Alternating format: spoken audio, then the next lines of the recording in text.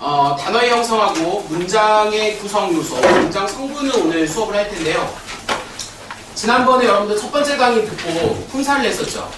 품사하고 오늘 여러분들 단어 성분 들어가는데, 지난 시간에 했던 품사에서 한 문제 나오고, 오늘 수업하게 되는 부분에서 단어의 형성과 그 다음에 문장 성분에서 한 문제 나옵니다. 둘 중에. 자, 그러니까 이제 이 부분도 여러분들과 같이 수업을 진행할 텐데, 여러분들 책 페이지 15페이지입니다.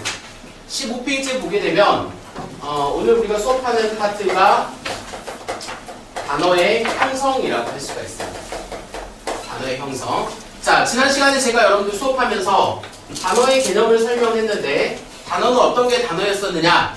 두 가지 요소가 있었죠. 기본적으로 뭐를 가지고 있으면서, 의미를 가지고 있으면서, 그 다음에 하나는 뭐라고 했습니까? 자립해서 쓸 수 있는 말을 우리는 뭐라고 한다? 단어라고 한다. 근데 이 단어가 왜 시험에 나오느냐? 자, 한국어의 특징을 알고 있으면 단어가 시험에 나오는 이유를 알 수가 있어요.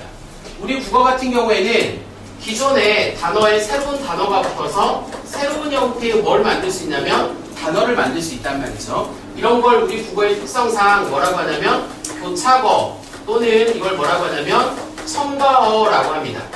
그래서 우리 국어에서는 이러한 국어의 한국어의 특성을 고려해서 단어의 형성이 수능의 시험 문제가 나올 수가 있는 거야. 왜냐면 한국말은 새로운 단어에 새로운 게 붙을 수가 있기 때문에 그렇다고 볼 수가 있겠지. 자, 대표적인 예를 여러분들 한번 봅시다. 요즘 여러분들이 좋아하는 것 중에 뭐가 있냐면 김밥이 있죠. 김밥은 뭐랑 뭐가 합해진 거지? 김과 밥이라는 단어가 결합된 거라고 볼 수가 있겠지? 근데 우리 이제 민규형 같은 경우 그냥 김밥은 안 먹지. 무슨 김밥을 먹어? 참치김밥을 먹는단 말이지. 그러면 이 단어는 뭐가 결합된 거냐? 김, 밥, 거기에 뭐가 결합된 거지? 참치가 들어간 거라고 볼 수가 있겠지. 이해돼? 여기에 이제 해솔이는 그냥 안 먹고 어떤 참치를 먹어? 매운 참치김밥을 먹는단 말이야. 그러면 이런 식으로 우리 국어는 단어에 단어가 계속 붙어서 새로운 단어를 만들어낼 수가 있다고요. 이러한 성질을 뭐라고 한다고요? 교착이라고 합니다. 다른 말로 뭐라고 한다고? 첨가라고 한다고요. 그렇기 때문에 한국어의 특성을 고려했을 때 단어의 형성이 시험 문제에 나올 수밖에 없다라는 건데, 이게 이제 한 문제가 나오는데, 자, 오늘 우리가 공부하는 단어의 형성의 원리를 알고 있는 게 중요하다고 볼 수가 있겠지. 자, 단어는 어떤 식으로 만들어지느냐, 크게 두 가지로 이야기할 수가 있는데 이렇게 정리할 수 있습니다. 하나가 단일어가 있어요. 단일어는 쉽게 이야기하면 뭐냐, 단어 하나로 이루어진 단어가 단일어가 되겠죠. 그러면 반대로 복합어라는 게 있는데, 이 복합어는 단어가 몇 개 이상, 2개 이상 결합돼서 만들어진 단어를 복합어라고 합니다. 이때 중요한 게 이제 뭐냐, 여기 나와 있는 이 단어를 다른 말로 붙이면 뭐가 되냐면 어근이라는 개념으로 바꿀 수가 있어요. 좀 이따 여러분들한테 이제 어근이 뭔지 다시 한번 설명을 드릴 겁니다. 그리고 이 복합어는 단어가 2개 이상 결합되는 게 복합어인데, 이 복합어는 다시 두 가지로 나뉠 수가 있어요.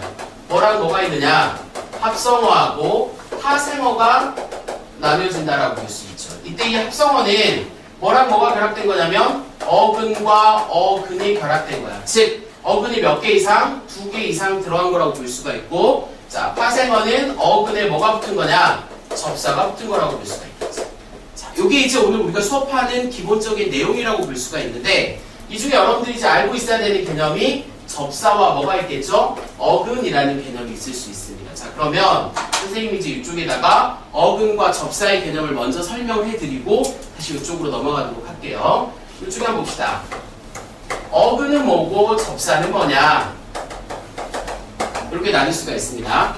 자, 앞에서 선생님이 단어의 개념이 뭐라고 했냐, 의미를 지니면서 자립할 수 있는 말을 단어라고 했죠. 그러면 이때 이 어근이라는 거 뭘 이야기하는 거냐, 의미를 지니고 있는 말을 어근이라고 하는데, 이때 이 의미는 어떤 의미냐, 실질적인 의미를 말하는 겁니다. 실질적인 의미. 그래서 보통 우리가 형태소의 개념으로 이야기했을 때 이 어근을 우리는 뭐라고 하냐면 실질 형태소다 라고 말할 수가 있어요. 그러니까 실질적인 의미를 지닌, 조금 전에 여러분들 봤던 단어 중에 김이나 밥이나 하늘이나 이런 것들은 실질적인 의미가 있다 이 말이지. 그럼 여기서 말하는 실질적인 의미는 뭐냐, 구체적인 대상이 존재하거나 관념이 존재했을 때 우리는 그런 걸 뭐라고 한다? 실질적인 의미라고 합니다. 이러한 의미를 지니고 있는 말을 뭐라고 한다? 어근이라고 이야기한다고요. 무슨 말인지 알겠어? 그 다음에 접사는 뭐냐? 실질적인 의미의 반대적인 개념이 뭐냐? 형식적인 의미를 더해주거나, 이때 형식적 의미는 뭘 이야기하는 거냐면 문법적 관계를 이야기하는 겁니다. 문법적 관계를 성립해 주거나, 그 다음에 자 실질적 의미의 뜻을 한정시켜주는 개념을 우리는 뭐라고 하냐? 접사라고 합니다. 접사. 자, 그래서 대표적인 예로 여러분들 한번 보게 되면 이런 경우가 있습니다. 맨발이라는 단어가 있는데 이 단어를 분석하게 되면 이런 형태가 결합되겠지. 맨이랑 발이 결합이 되는데 이때 이 발은 실제로 존재하는 뭐가 되는 거냐면 어근이야, 어근. 맞지? 근데 아무것도 없는 상태의 발을 맨발이라고 하기 때문에 얘는 뜻을 뭐하게 하는, 한정해주는 역할을 한다라고 볼 수가 있죠. 또 다른 형태의 어떤 이야기가 있을 수 있냐? 먹이라는 단어를 한번 봅시다. 자, 이 먹이는 결합양상이 어떻게 되는 거냐면 먹다라는 단어에 뭐가 결합됐어? 이가 결합됐다라고 볼 수가 있겠지. 자, 먹다라는 건 품사가 뭘까요? 먹다, 먹는다, 되지? 우선은 기본적으로 뒤에 다가 붙었으면은 용언이라고 했습니다. 그 상황에서 먹는다라는 현재형 표현이 성립되기 때문에 얘는 품사가 뭐가 되겠어? 동사가 된다라고 할 수 있는데, 먹이가 붙음으로써 이 품사가 뭘로 바뀌는 거지? 명사로 바뀌는 거라고 볼 수 있지. 이런 경우에는 뭐? 문법적 관계를 더해주는 의미를 취했기 때문에 얘도 뭐가 될 수 있다? 접사가 될 수가 있다. 그래서 우선 여러분들이 알고 있어야 되는 개념에서 어근과 접사를 먼저 이해하는 게 중요하다고요. 어근은 뭐다? 실질적인 의미를 가지고 있어야 된다. 이게 어근입니다. 그 다음에 거기에 뜻을 더해주거나 문법적 관계를 성립시켜주면 그걸 우리는 뭐라고 한다? 접사라고 한다고요. 참고로 여러분들 이런 경우가 있겠지. 보통 학생들이 이제 뭐랑 뭐에서 많이 헷갈리냐면 어근과 어간에 대해서 많이 헷갈린단 말이지. 자, 어근과 어간의 개념은 쉽게 이야기하면 이렇게 되는 거야.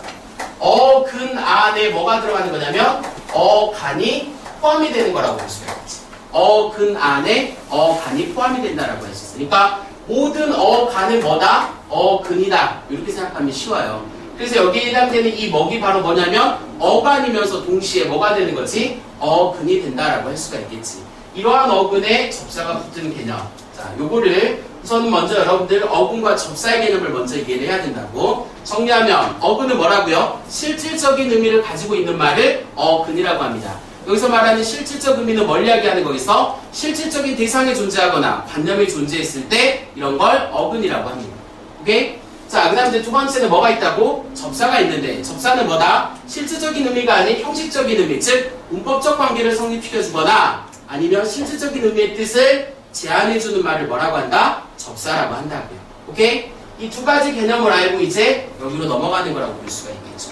자, 그러면 또 다시 옆으로 한번 넘어가 보도록 하겠습니다. 오늘 실질적으로 수능에 나올 수 있는 부분은 복합어예요, 복합어.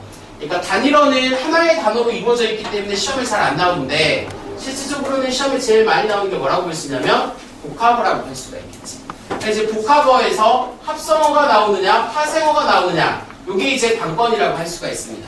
과거에는 A형에서는 주로 합성어가 나왔어요. 그리고 B형에서는 파생어가 많이 나왔는데 작년부터 이런 개념이 없어졌어요. 그러니까 여러분들은 A형을 보든 B형을 보든 다 합성어와 파생어의 개념을 알고 있어야 된다라고 할 수가 있겠지. 그러면 그 중에 먼저 첫 번째 합성어를 먼저 한번 보도록 하겠습니다. 합성어.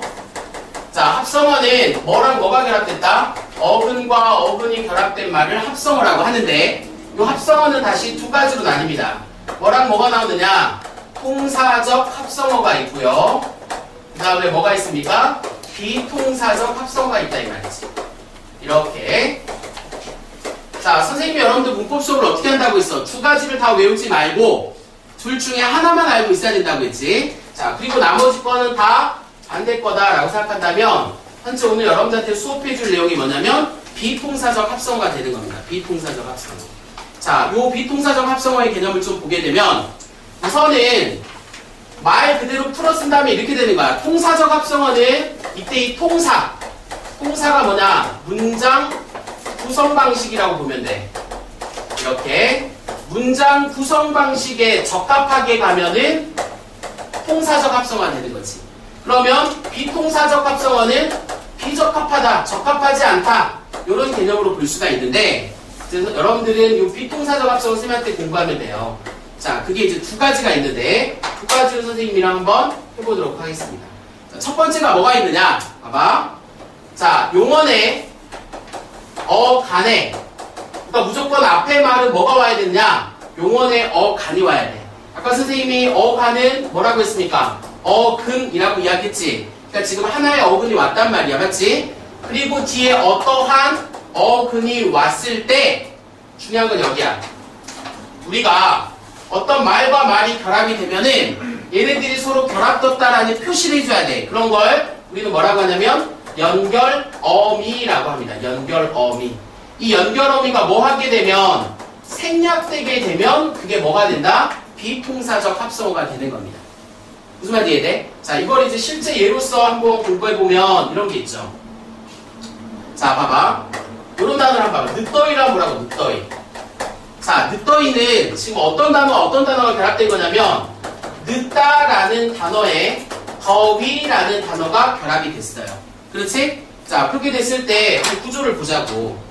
지금 앞에 있는 게 용언에 어간이 왔다고. 그리고 뒤에 어떠한 뭐가 왔습니까? 어근이 온 상태지. 근데 이 사이에 연결고리가 쓰였어요? 안 쓰였어요? 안 쓰였지. 그렇기 때문에 얘가 뭐가 된다? 얘는 비통사적 합성어가 된다라고 이야기할 수가 있겠지.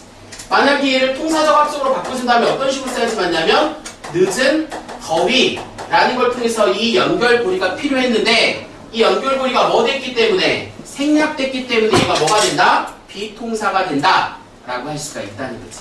그게 시험에 제일 자주 나오는 얘가 뭐가 있냐면 덮밥이 있어요. 덮밥. 자, 이 경우도 역시나 마찬가지입니다. 덮밥 같은 경우에는 어떤 단어와 어떤 단어가 합해졌지? 덮다라는 단어에 뭐가 결합됐습니까? 밥이라는 단어가 결합이 됐지. 그러면 이 앞에 부분이 지금 뭐에 해당되는 거지? 용언의 어간에 해당되는 거라고 볼 수가 있다고. 그 다음에 뒤에가 하나의 어근이라고 할 수가 있기 때문에 이 사이에 연결고리 은이 들어가 있어야 되는데 얘가 지금 뭐한 상태? 생략되어 있는 상태다. 그로 덮밥은 뭐가 된다? 비통사적 합성어가 된다 라고 이야기할 수가 있다.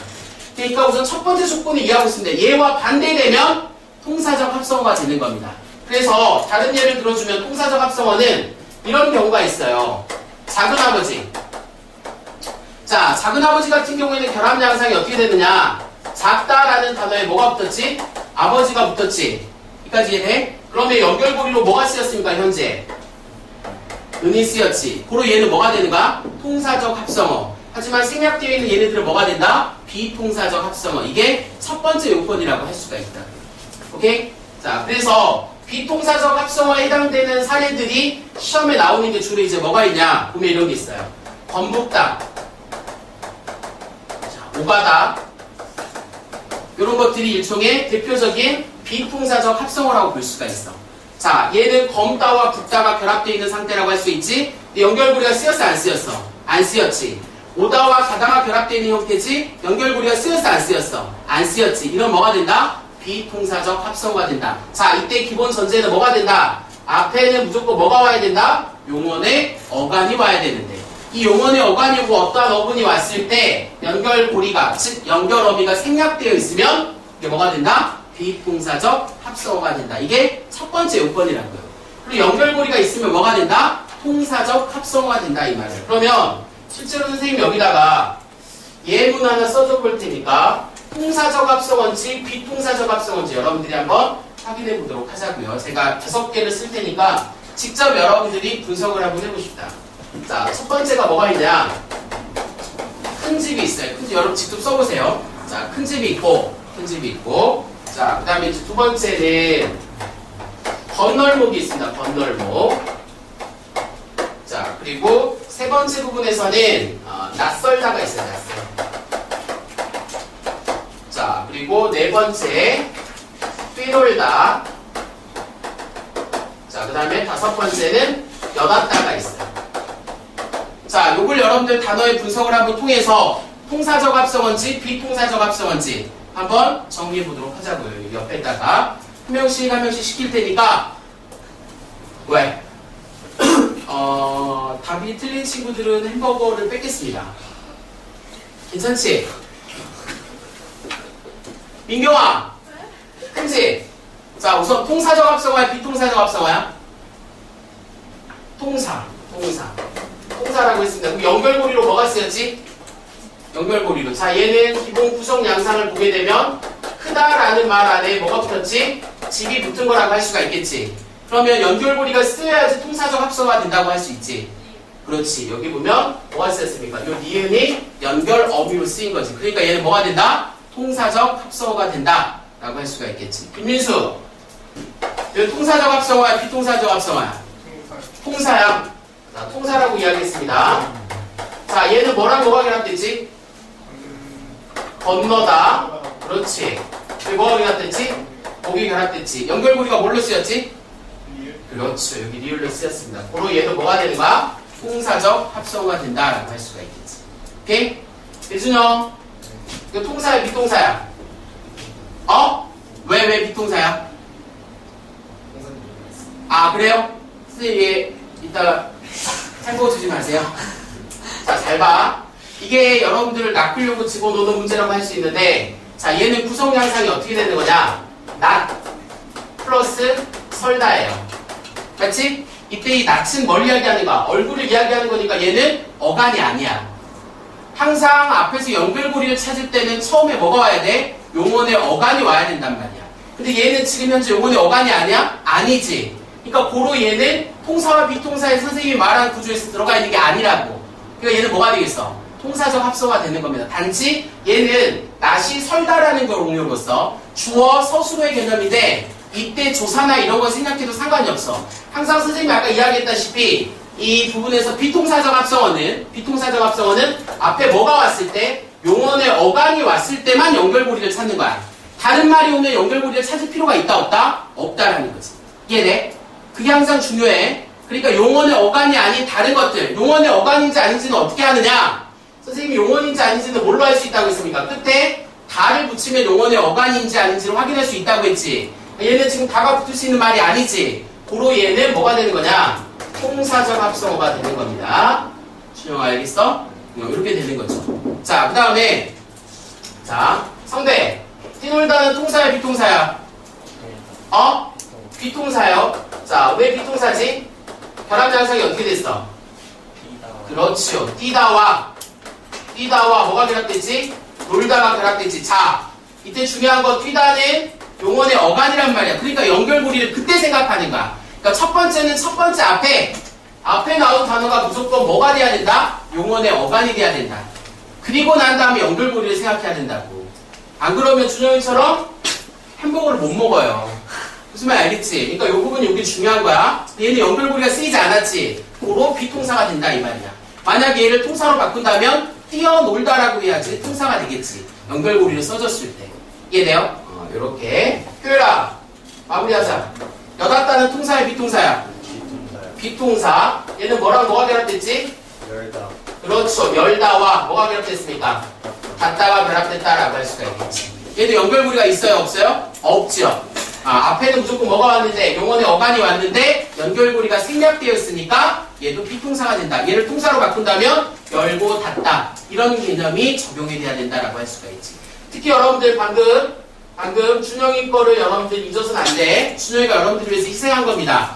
본인은 햄버거를 먹지 않겠다고. 하지만 여러분들이 수능에서 헷갈릴 때 준영이가 햄버거 못 먹고 울던 그 모습을 생각하면 여러분들이 이걸 맞출 수가 있다는 거지. 항상 앞에는 용언의 어간이 와야 된다고. 어간인저분은 뭐를 통해 확인할 수 있다? 다를 붙일 수 있느냐 없느냐를 통해서 확인할 수가 있습니다. 이게 첫 번째 비통사적 합성어를 구분하는 첫 번째 요건이라고 할 수가 있다고. 됐어요? 딱 정확하게 낚인 거죠. 그래서 여러분들 낚이면 안 돼. 자, 그 다음에 두 번째 걸 공부합니다. 비통사적 합성어가 되는 경우에는 두 가지 요소가 있는데 지금 첫 번째 걸 공부한 거예요. 자, 이거 말고 이제 두 번째 요소가 있는데 그것만 한번 보도록 하죠. 두 번째 요건은 어떤 게 있냐? 그 두 가지를 뺀 나머지는 다 통사적 합성어라고 보면 됩니다.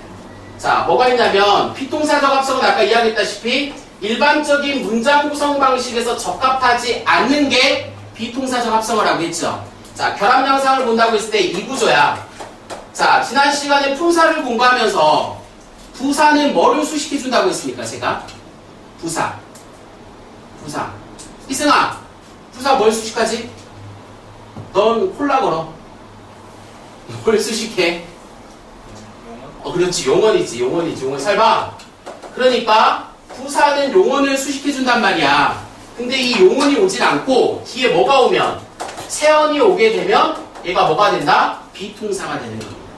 무슨 말인지 알겠지? 자, 근데 선생님이 하나의 팁을 준다면 부사인지 여부를 확인하려면 곱하기 2를 써서 말이 되면 부사가 됩니다. 자, 예를 갖고 설명하면 단어 중에 이런 단어가 있어. 헐떡고개라는 단어가 있단 말이야. 그러면 니은 결합 양상을 보면은 헐떡이라는 단어에 고개라는 단어가 결합됐는데 얘가 뭐가 가능하냐면 헐떡이 가능해요. 그리고 얘는 뭐가 되는 거지? 부사가 된다 이 말이야. 그리고 고개는 명사가 되겠지. 그리고 얘는 부사가 명사를 꾸며주는 구조기 때문에 비동사적 합성어가 된다 이 말이야. 오케이? 그런 단어들 중에 수능에 나올 수 있는 게 몇 가지가 있는데 대표적인 예가 첫 번째가 뭐가 있냐? 촐랑새가 있습니다. 촐랑새. 그 다음에 두 번째가 뭐가 있냐면 부술비가 있다고. 이런 것들이 이제 수능에 제일 자주 나오는 단어라고 볼 수 있는데 결합 양상을 보면은 촐랑에 새가 붙은 거라고 볼 수 있고 부술에 비가 붙은 거라고 볼 수 있는데 촐랑, 부술 모두 다 성립이 되는 부사라고 볼 수가 있단 말이야. 부사가 뒤에 새나 비라는 명사를 꾸며주고 있기 때문에 얘가 뭐가 된다? 비동사적 합성어가 된다 이 말이야. 이게 두 번째 요건이에요. 얘를 제외한 나머지는 다 뭐가 되냐? 동사적 합성어가 되는 겁니다. 무슨 말인지 알겠지? 그러니까 공부를 할 때 비동사적 합성어가 되는 요건 두 가지만 알고 있으면 돼요. 얘를 뺀 나머지는 다 뭐가 된다? 통사적 합성어가 된다라고 할 수가 있겠지. 원래 이게 A형에서 시험에 제일 잘 나왔던 겁니다. 근데 지금 이제 A형, B형 구분이 없어져가지고 시험에 쭉 나오는 거라고 할 수가 있다. 합성어에서 뭐가 나온다? 통사적 합성어와 비통사적 합성어를 구분하는 게 시험에 나온다. 그 중에 여러분들 뭐만 공부하면 된다? 비통사적 합성어만 공부하면 된다. 비통사적 합성어가 되는 구조는 두 개가 있는데 용언의 어간에 뒤에 근이 결합할 때 연결고리, 즉 연결어미가 생략되면 비통사적 합성어. 그 다음 두 번째는 뭐가 있다? 부사가 체언을 꾸며주게 되면은 그리고 뭐가 된다? 비통사적 합성어가 된다 이 말이야. 오케이? 여기 지금 여러분들 합성어에서 시험에 나오는 거라고 할 수가 있겠지. 그 다음에 정리 다 됐습니까? 자, 그 다음 이제 두 번째 시험에 나오는 게 뭐가 있냐? 복합어 중에서 파생어가 시험에 나오는 파트가 있습니다. 파생어에 대해서 조금 선생님을 한번 또 다뤄보도록 하죠. 파생어. 자, 파생어는 조금 전에 공부했다시피 뭐와 어근과 뭐가 결합되는 거다? 접사가 결합되는 거다. 자, 그 아래 잠깐. 이 접사는 어근의 위치에 따라서 자, 어근의 앞에 오는 접사를 우리는 뭐라고 하죠? 접두사라고 이야기합니다. 이렇게. 자, 그 다음에 어근의 뒤에 오는 접사를 우리는 뭐라고 한다? 접미사라고 이야기하지. 항상 기준은 뭐가 된다? 어근을 기준으로 해서 앞에 오느냐, 뒤에 오느냐에 따라서 나뉘어질 수가 있습니다. 자, 그럼 먼저 어떤 수업을 할 거냐면 접두사에 대한 개념의 수업을 하도록 하죠. 자, 봐봐. 접두사는 어근의 앞에 오는데 접두사랑 뭐랑 시험에 잘 나오느냐? 관형사랑 시험에 잘 나와요. 관형사랑 시험에 잘 나온다. 보자고. 자, 접두사와 관형사. 여러분들 책 페이지 몇 페이지 보면 나와 있냐면 15페이지에 보면 나와 있어요. 15페이지. 거기 보이세요? 오른쪽에 보면 접두사라고 나와 있습니다. 접두사. 거기 보면 덧신 뭐 이런 거 나와 있죠. 애호박 이런 게 나와 있지. 덧신. 우리 책에 보면은 이렇게 덧신이 있고 뭐가 있지? 애호박. 그 다음에 또 뭐가 있냐면 이런 단어가 있어요. 개살구. 이런 단어들이 있단 말이야. 그 다음에 여기에 해당되는 단어에 뭐가 있냐? 새해, 새신랑 이런 단어들이 있거든. 지금 또 설명을 듣습니다. 민수야, 여민수 여기를 봐. 자, 이 부분에 이제 차이가 뭔지를 보자고요. 잘 봐. 우선은 신, 호박, 살구 얘네들은 구체적인 대상이 존재하는 실질적인 의미를 가지고 있는 어근이에요. 어근이라고. 이에 반해서 이 앞에 있는 덧, 애, 개 이런 건 의미를 더해주는 뭐가 되는 거냐면 접두사가 되는데 자, 이때 얘도 똑같아. 해, 신랑 이런 것들은 지금 어근이 되는 거거든. 이에 반해서 새는 뭐가 되는 거냐? 접두사라고 하지 않고 관형사라고 이야기했단 말이야. 이게 이제 난이도가 조금 더 높을 때 시험에 나오는데 어떻게 구분하느냐? 접두사와 관형사를 구분하는 가장 쉬운 방법은 결합 여부예요. 결합 여부. 자, 모든 단어와 결합할 수 있으면 관형사예요. 무슨 말이 알겠습니까? 특정 단어와 결합할 수 있으면 그게 뭐가 된다? 접두사가 된다 이 말이에요. 이해돼? 그러니까 여기 나와 있는 새는 거의 새 신랑도 마찬가지고 새 신부, 새 학기 모든 단어에 거의 결합이 가능하지. 그러면 걔가 뭐가 된다? 관형사가 된다. 그러니까 얘의 결합 여부는 관형사에 어근이 결합되어 있는 형태고 이렇게 이제 특정 단어에만 결합할 수 있을 때 애호박, 애수박 돼야 안 돼.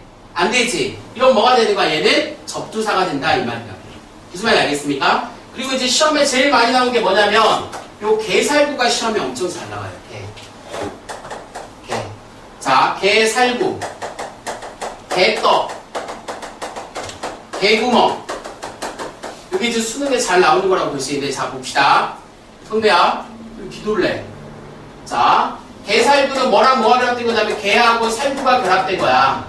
그 다음에 개떡도 개하고 떡이 결합된 거고 개구멍은 개 플러스 구멍이 결합된 거거든? 근데 이거 결합 양상이 달라요. 자, 이때 개. 요때 개는 어설프다, 모자라다 라는 뜻을 더해주는 뭐가 되는 거냐면 얘는 접두사가 되는 겁니다. 접두사.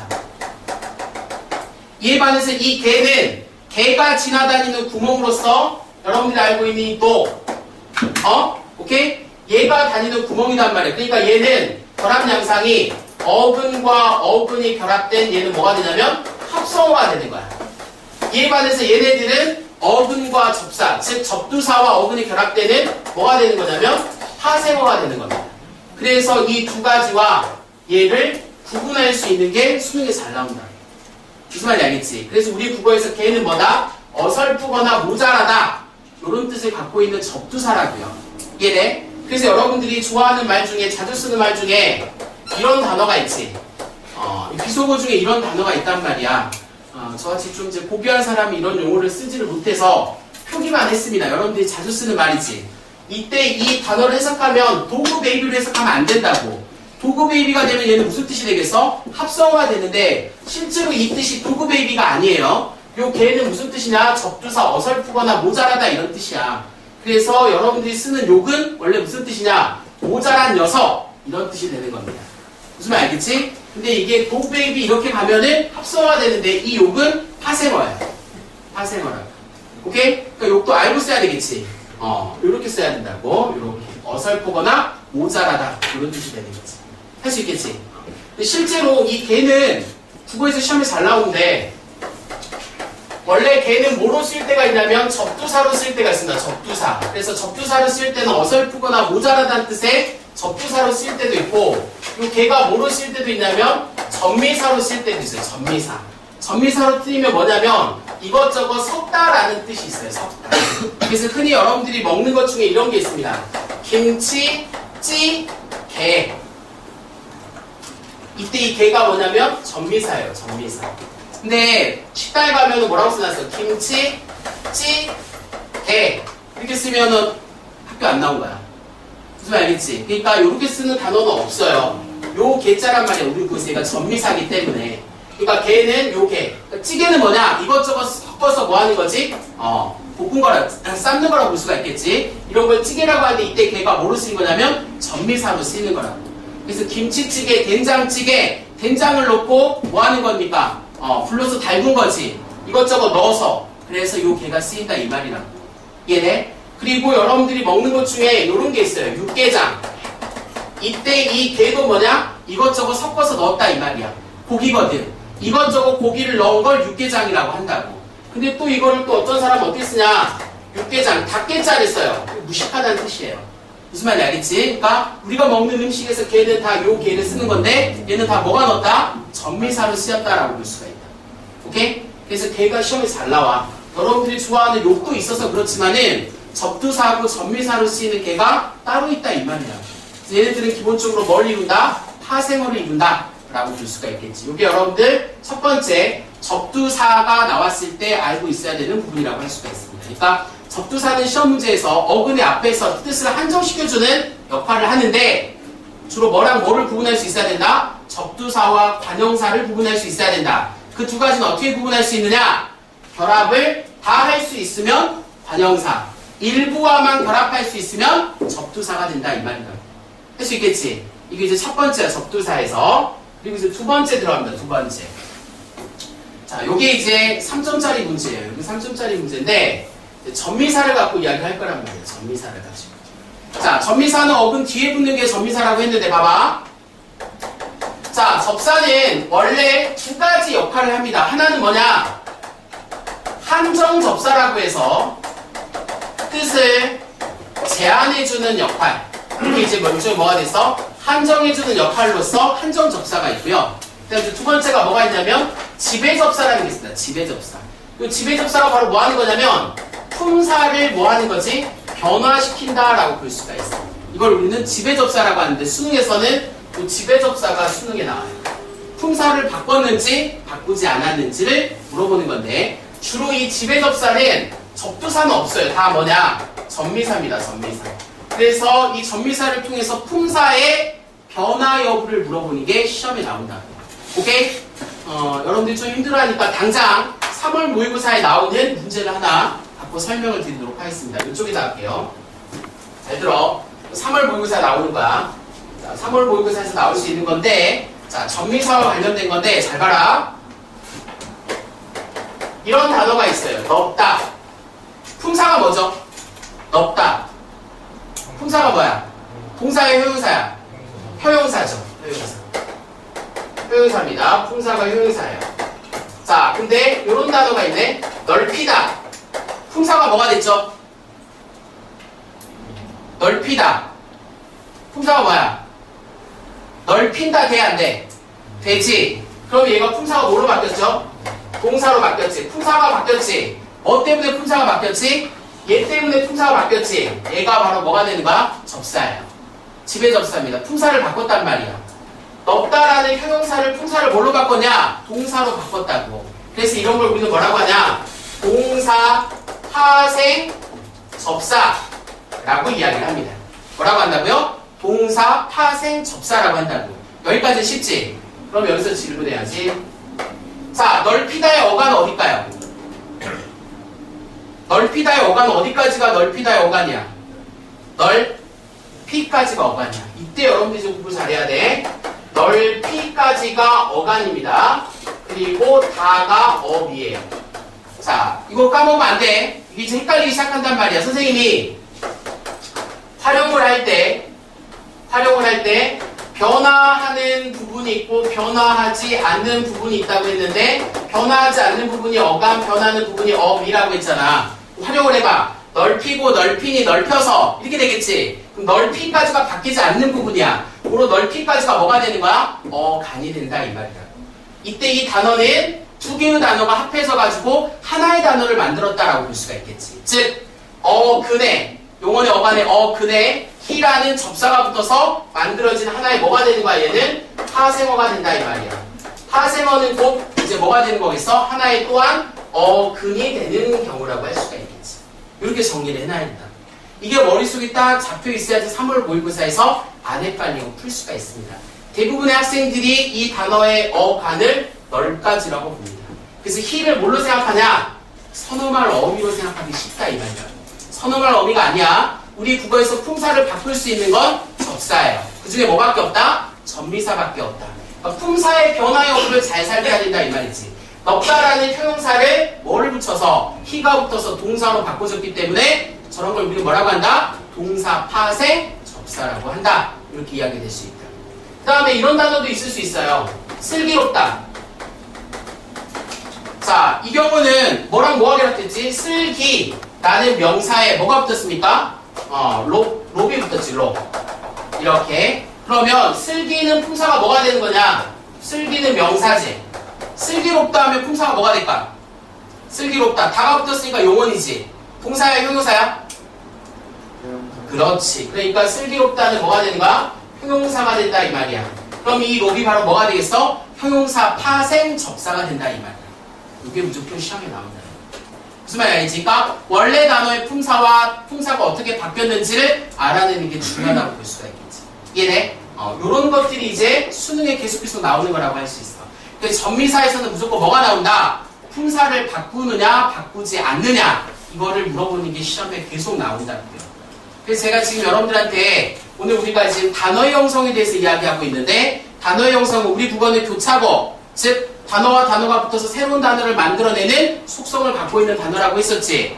그래서 뭐가 만들어진다?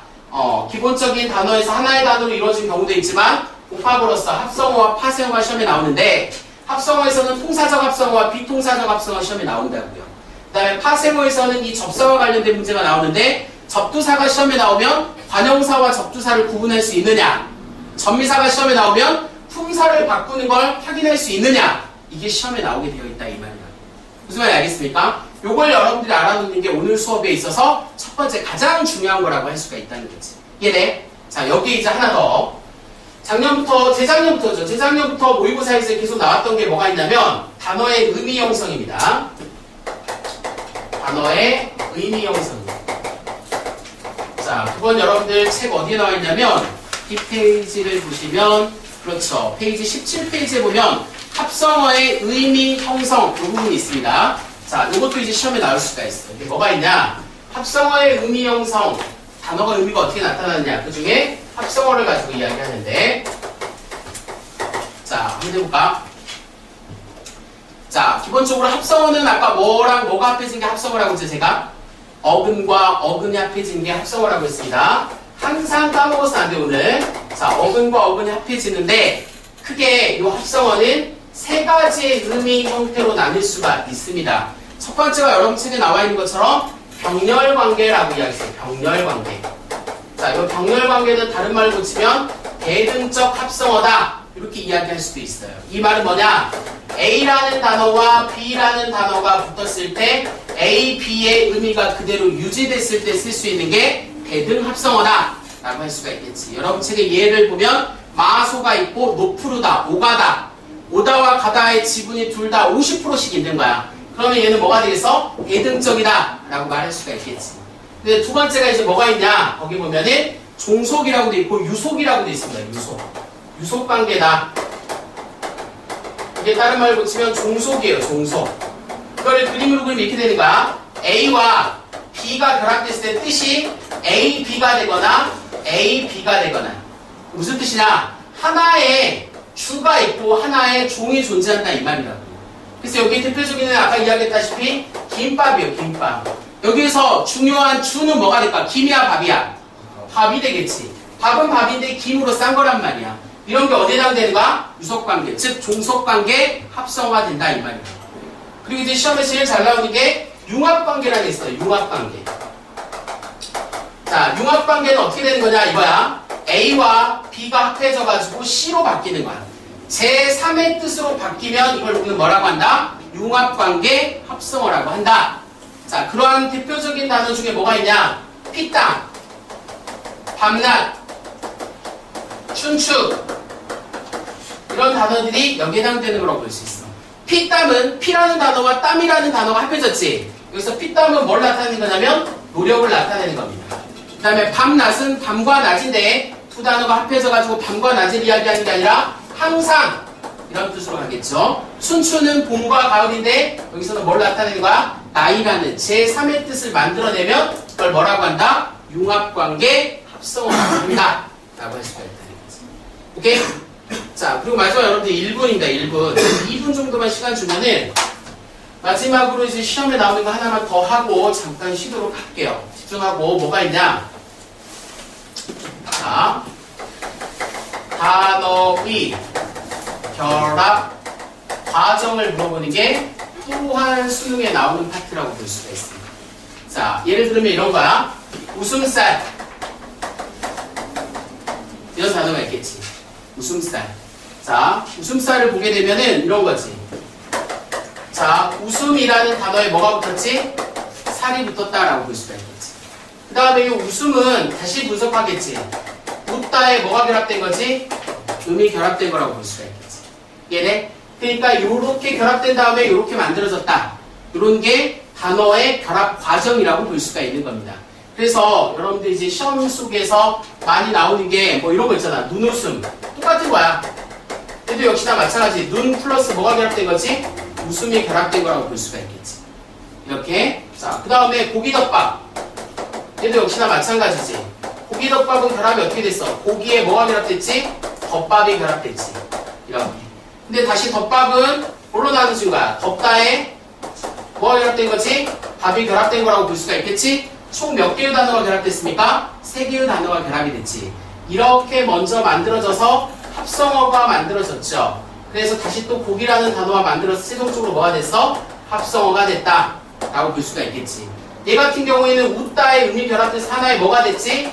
파생어가 됐지. 하나의 파생어는 뭐라고 했습니까? 어근이라고 했잖아. 그러니까 최종적으로는 어근과 어근이 결합됐단 말이야. 그러니까 합성어인데 이런 걸 우리는 무슨 합성어라고 하냐면 파생 합성어라고 합니다. 파생어에 의해서 만들어진 합성어다라고 해서 파생 합성어다. 얘는 그냥 합성어가 되겠지. 이 같은 경우에도 파생 합성어가 되겠지. 이런 식으로 결합 양상이 어떻게 되는지를 물어보는 게 시험에 나온다라고 할 수가 있다. 무슨 말인지 알겠지? 그래서 오늘 여러분들한테 이제 단어의 형성, 즉 단어의 결합 여부를 통해서 설명할 수 있는 부분들이 여기까지입니다. 여기까지. 지금 오늘 제가 여러분들한테 설명한 파트에서 한 문제가 시험에 나오는 거야. 그 중에 합성어가 나올 수도 있고요. 또 뭐가 나올 수도 있다고? 파생어가 나올 수도 있습니다. 아니면 단어의 의미 형성을 물어보는 융합 합성어가 나올 수도 있고요. 아니면은 단어의 결합 과정을 물어보는 형태가 시험에 나올 수도 있다고요. 이게 이게 여러분들이 쉬운 듯 하지만 순간적으로 판단을 잘못하면 틀릴 수 있는 부분이기 때문에 정신 바짝 차리고 공부를 해야 되는 파트가 된다 이 말이라고. 알겠죠? 여기까지 잠깐 하고 쉬었다가 조금 후에 이제 문장 성분에 대해서 공부해 보도록 하겠습니다. 화장실 다녀오세요.